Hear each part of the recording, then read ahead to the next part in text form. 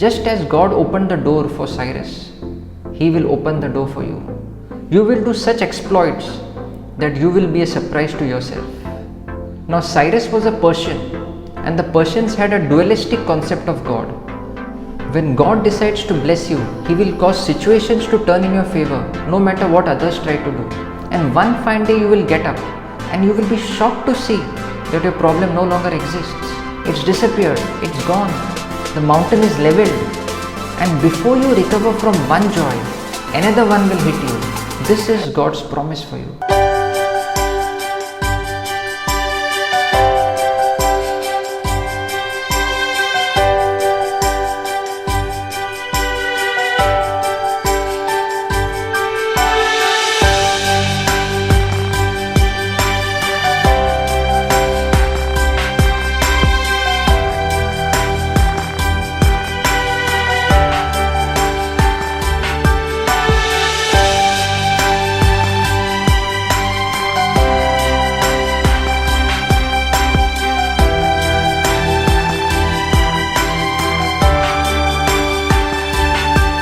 Today let us quickly reflect on this passage from Isaiah chapter 45 verse 1 to 6. This is what the Lord says to His anointed, to Cyrus, whose right hand I take hold of, to subdue nations before him, and to strip kings of their armor, to open doors before him, so that gates will not be shut.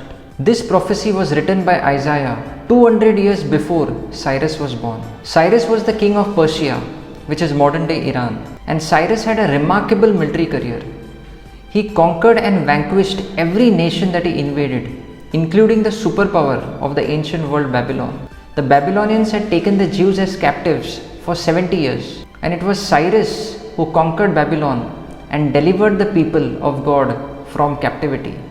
Have a look at the vast list of nations that Cyrus conquered. The interesting point is, 200 years before Cyrus is born, God calls him as anointed. And God chose a pagan king to bless and deliver His people. If God was willing to throw His weight on a pagan king, why would He not throw it on you, my dear friends? God had a plan for Cyrus, and so He has a plan for you.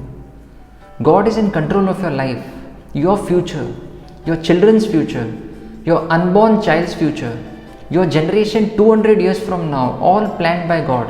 And if God has called you to remain single, God has a plan for you. God has a destiny for you. Nothing is a surprise to God because God is directing your steps. Now, what does it mean when God says, I will hold your right hand? That means the whole world will know that the victories that Cyrus achieved was due to God's backing. Now, the right hand stands for power and authority. It also stands for the symbol of your skill. And when God wants to make you strong, He will hold your right hand. And this is God's message for you today, that He is about to hold your right hand and you will do mighty things. God will support you, strengthen you, and fight for you. God will do for you what you cannot do for yourself. The last part of verse 1 is very interesting. To open doors before Him so that gates will not be shut. It was a night when the king of Babylon had thrown a reckless party when Cyrus and his troops entered Babylon, and they diverted the flow of the river Euphrates into a nearby swamp. But still they would not have been able to enter if God had not supernaturally opened the gates of Babylon. God went before him and gave him entrance to all the cities that he besieged. Just as God opened the door for Cyrus, He will open the door for you. You will do such exploits that you will be a surprise to yourself. And when God says He is about to open doors, then you get ready for mega dimension. When heaven opens, there is a dimension of divine blessings. And you may say, why did God close that door? Because He knows your worth. He knows that you are worth much more. He knows that you will not move forward unless your circumstances force you. So trust the transition. God is directing your steps. Verse 2. I will go before you and will level the mountains. I will make the crooked places straight. I will break down gates of bronze and cut through bars of iron. Ancient cities were surrounded by huge walls, and they were secured by strong gates fastened with iron. Babylon had 100 gates, 25 on each side. Now this promise is a game changer for your life. God says, I will go before you and will level the mountains. I will make the rough places smooth. The devil may think that he has an upper hand in your life, but it's not true. When God decides to bless you, He will cause situations to turn in your favor, no matter what others try to do. And one fine day you will get up and you will be shocked to see that your problem no longer exists. It's disappeared, it's gone. The mountain is leveled, and before you recover from one joy, another one will hit you. This is God's promise for you. Verse 3. I will give you hidden treasures, treasures of darkness, riches stored in secret places, so that you may know that I am the Lord, the God of Israel, who summons you by name.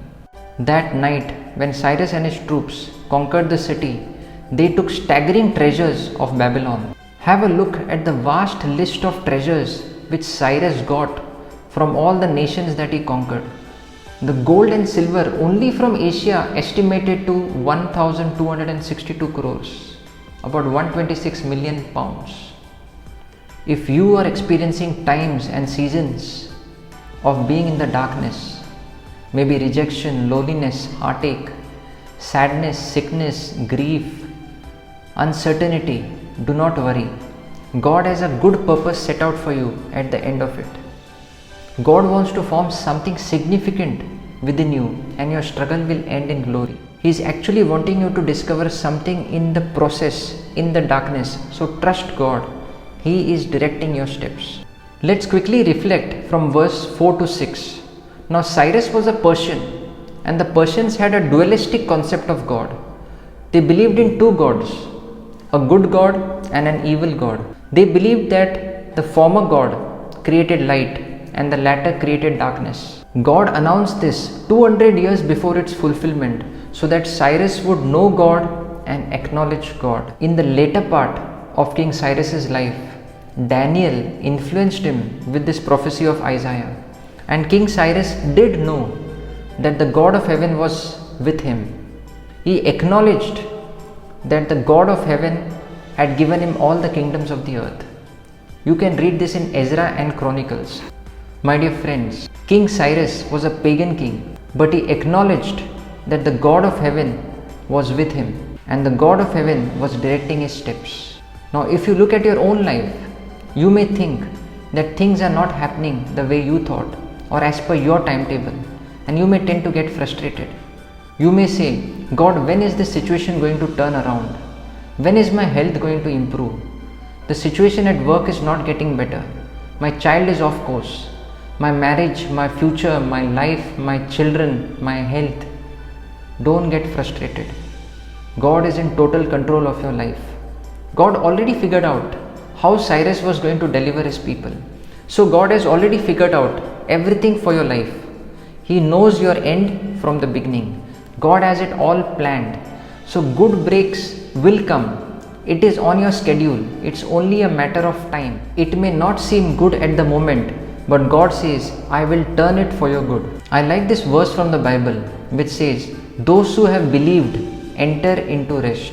In John chapter 19, we see Jesus, the prisoner, standing before Pilate, and Pilate questions him. He says, don't you know that I have the authority to release you and I have the authority to crucify you? And look what Jesus says. You have authority only because it has been given to you by my Father in heaven. Jesus knew this principle that God was directing his steps. So he did not resist the betrayal of Judas. He did not resist the crucifixion, because on the other side of the crucifixion, on the other side of the betrayal is the resurrection. God was leading Jesus into his destiny. Friends, the delay, the disappointment and the setback is not working against you. It is working for you. The delay, the setback is crucial, is instrumental in you reaching your God intended purpose. God uses difficulties to position you for destiny.